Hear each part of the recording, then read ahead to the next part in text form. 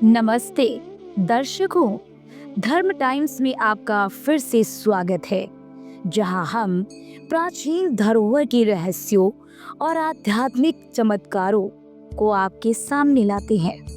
आज हम आपको ले चलते हैं भारत के सबसे पवित्र और रहस्यमयी स्थानों में से एक तिरुपति बालाजी मंदिर की यात्रा पर। ये प्राचीन मंदिर भगवान विष्णु के अवतार वेंकटेश्वर को समर्पित है और इसमें ऐसे कई रहस्य छिपे हैं जो भक्तों और वैज्ञानिकों को हैरान कर देते हैं। स्वयं प्रकट हुई मूर्ति से लेकर बिना तेल घी के हजारों सालों से जलता दिया, इस मंदिर के रहस्य आपको विस्मय में डाल देंगे।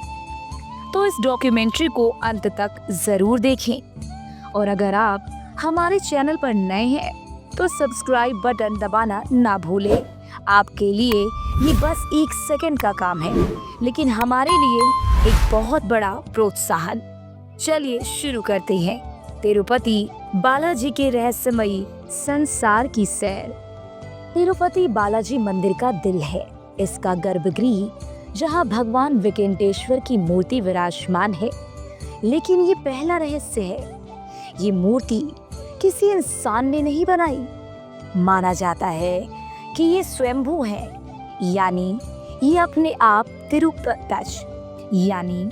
अपने आप तिरुमाला की पवित्र पहाड़ियों में प्रकट हुई।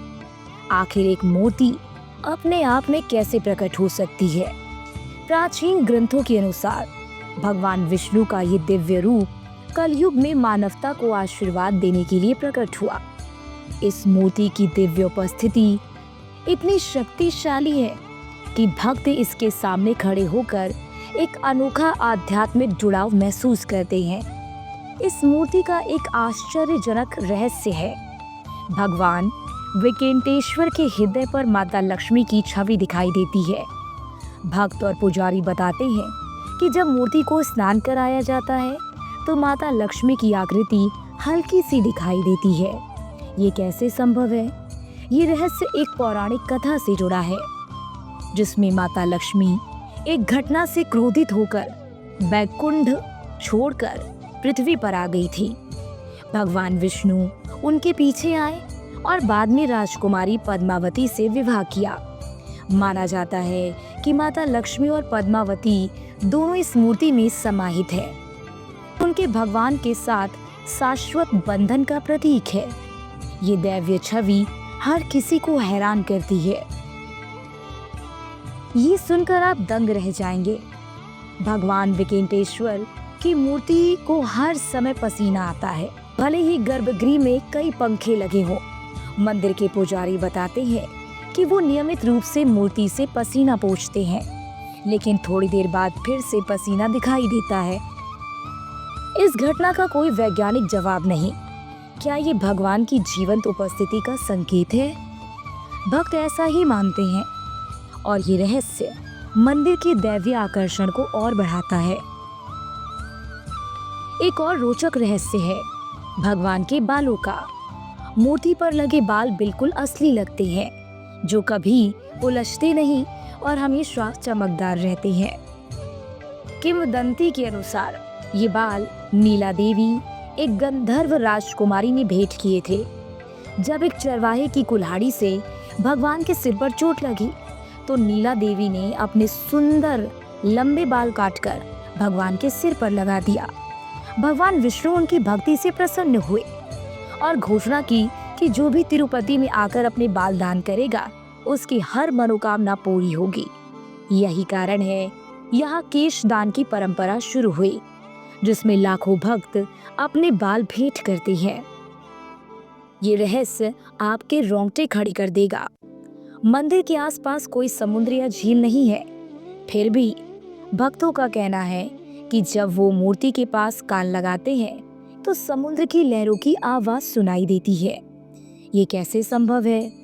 कई लोग मानते हैं कि भगवान विष्णु के वैकुंठ लोक से जुड़ा एक दैवीय संकेत है। कुछ का कहना है कि ये विरजा नदी की आवाज है जो भगवान के चरणों से बहती है। ये रहस्य भक्तों में श्रद्धा और विस्मय पैदा करता है। क्या आप जानते हैं कि भगवान विकेंटेश्वर को कर्ज में डूबा हुआ माना जाता है? किंवदंती के अनुसार जब भगवान विष्णु ने श्रीनिवास के रूप में अवतार लिया और राजकुमारी पद्मावती से विवाह किया, तो उन्होंने विवाह के लिए कुबेर धन के देवता से भारी मात्रा में धन उधार लिया। भगवान ने वादा किया कि वो कलयुग के अंत से पहले ये कर्ज चुका देंगे। यही कारण है कि भक्त मंदिर में भारी मात्रा में धन चढ़ाते हैं ताकि भगवान का कर्ज उतर सके। इस अनोखी कहानी ने तिरुपति बालाजी को दुनिया के सबसे धनी मंदिरों में से एक बना दिया।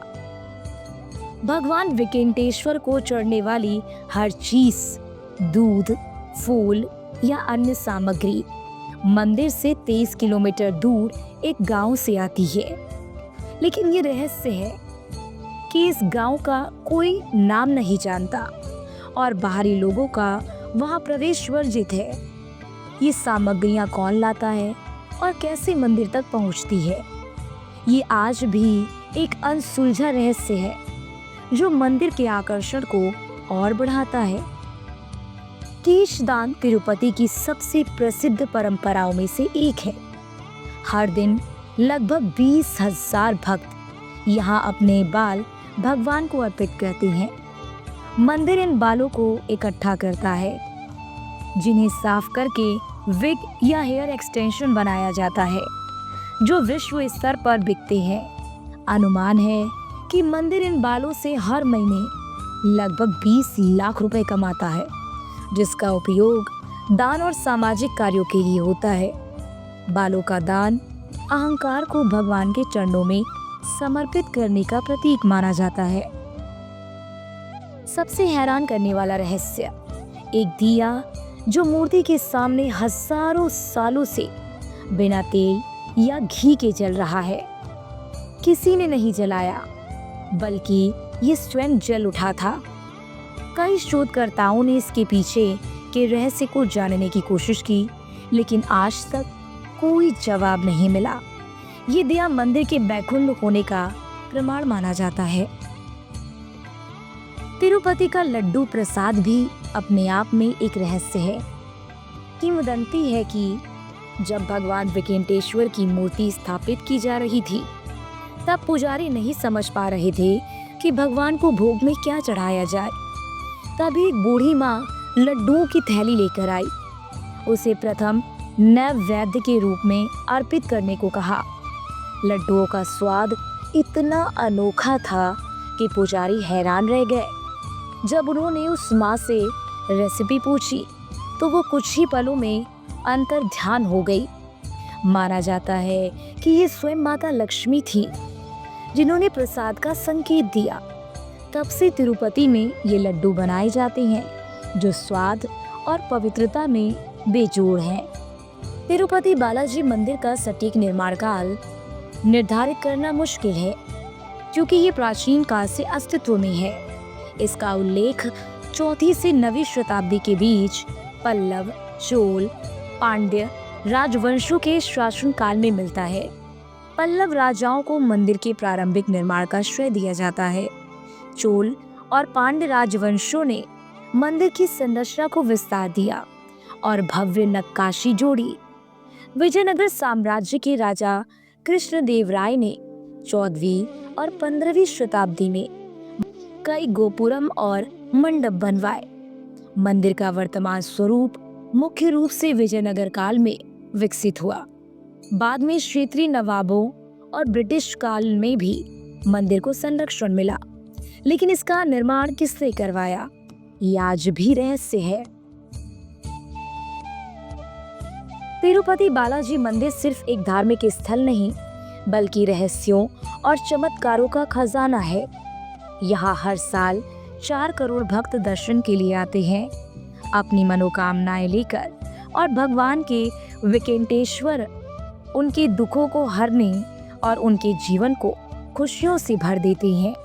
क्या आप भी तिरुपति बालाजी मंदिर गए हैं? अगर हाँ, तो हमें कमेंट में ज़रूर बताएं और अगर आपके पास इस मंदिर से जुड़ा कोई रहस्य या अनुभव है तो उसे भी हमारे साथ साझा करें। अगर ये डॉक्यूमेंट्री आपको पसंद आई तो लाइक्स करें, सब्सक्राइब करें और बेल आइकन दबाएं ताकि हमारी हर नई वीडियो की सूचना मिले।